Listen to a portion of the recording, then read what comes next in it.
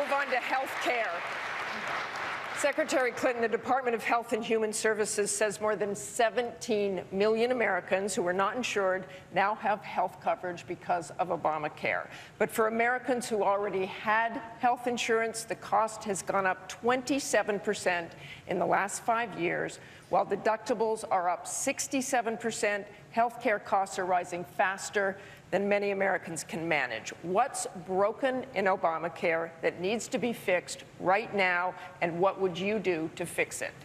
Well, I would certainly build on the successes of the Affordable Care Act and work to fix some of the glitches that you just referenced.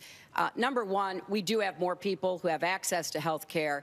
We have ended the terrible situation that people with pre-existing conditions were faced with, where they couldn't find at any affordable price health care.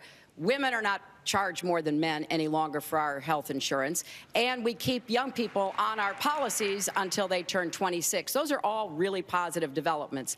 But out-of-pocket costs have gone up too much, and prescription drug costs have gone through the roof. And so what I have proposed, number one, is a $5,000 tax credit to help people who have very large out-of-pocket costs be able to afford those.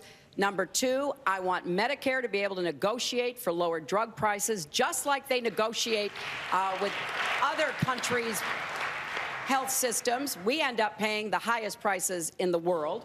And I want us to be absolutely clear about making sure the insurance companies in the private employer policy arena, as well as in the Affordable Care exchanges, are properly regulated so that we are not being gamed. And I think that's an important point to make, because I'm going through and analyzing the points you were making, Martha. We don't have enough competition, and we don't have enough oversight of what the insurance companies are charging everybody right now. But you did say those were glitches. Yes. Just glitches? Well, they're glitches because 27% in the last 5 years, deductibles up 67%? It is, because part of this is the startup challenges that this system is facing. We have fought as Democrats